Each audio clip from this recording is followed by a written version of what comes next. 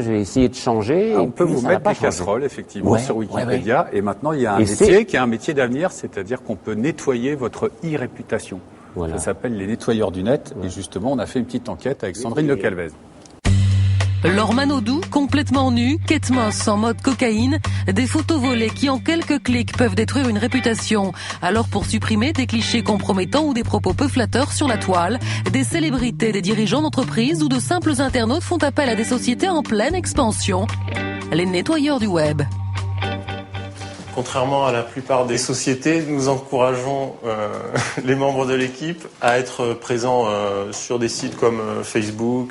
C'est obligatoire tout au long de la journée. Quelques mètres carrés de bureaux dans le 8e arrondissement de Paris, des salariés qui souhaitent être floutés, des clients dont on ne saura pas le nom. Albéric Gouville est à la tête d'une start-up qui propose de vous refaire une virginité sur le net. Et cela a un nom, soigner sa e-réputation. L'e-réputation, on va dire que pour un individu, c'est grosso modo les 2 premières pages de résultats qu'on va trouver sur vous dans Google. La plupart des gens ne vont pas aller au-delà. Et selon une étude, 7 Français sur 10 sont soucieux de cette image qu'ils véhiculent sur le net. Un phénomène que cet avocat spécialiste en droit de la communication a lui aussi observé. Qui n'a pas égo-surfé, c'est-à-dire mis son propre nom sur un moteur de recherche pour voir combien il y en avait d'occurrences et ce qui se racontait. Et là, surprise, votre ancienne petite amie a décidé de raconter votre vie sexuelle. Vos copains vont se foutre de vous, mais surtout votre futur employeur devant lequel vous allez passer un entretien d'embauche vous aura en quelque sorte pisté sur Internet auparavant. Une photo fâcheuse, une condamnation, tout cela peut être un handicap face à un recruteur. Selon une étude sur la réputation en ligne, 23% des DRH français reconnaissent utiliser le net pour évaluer un profil. À la CNIL, c'est un phénomène nouveau. Une dizaine de plaintes a été déposée par des candidats à l'embauche, recalés à cause d'une petite enquête sur le web. Dans le cadre d'un entretien d'embauche, le recruteur a montré une photo ou une vidéo de la personne datant de plusieurs années. Et c'est vrai que dans ces cas-là, le recrutement n'a pas eu lieu, vraisemblablement pour cette raison-là. Peut-être pas la seule, mais ça a joué en défaveur du candidat. Alors comment réparer les dégâts? Quelles sont les méthodes des nettoyeurs du web?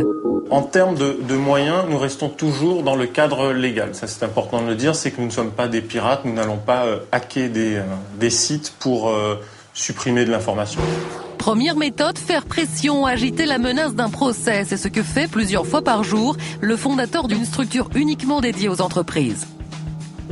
Dès qu'on repère un propos négatif, on agit immédiatement dans les heures qui suivent et il nous arrive de réussir à faire sauter un propos dans la journée. Et lorsque cela ne suffit pas, deuxième méthode radicale, la noyade. Il suffit d'inonder des sites ou des forums de consommateurs de messages positifs. On joue le rôle d'un consommateur, c'est ce qui s'appelle le baronnage, et ce qui a toujours existé sur les marchés partout, des gens qui arrivent, alors moi je suis content de tel produit, alors qu'en fait ils sont de mèche avec le vendeur, ça a toujours existé. La technique de la noyade permet donc de faire taire les mécontents. Les nettoyeurs du web se proposent par ailleurs de gérer l'image de leurs clients en créant du contenu, un blog ou des pages web que l'on imagine plutôt flatteuses. Vous avez des dirigeants qui n'ont rien de négatif dans leur page de résultats, mais par contre elle est complètement incohérente. Elle ne reflète pas ce qu'ils font aujourd'hui. Donc ce qui est important, c'est de créer du contenu intéressant et de bien le référencer. Coût des prestations de 29,90 € pour un problème de photo ou de propos à supprimer, jusqu'à plusieurs milliers d'euros pour une e-réputation irréprochable.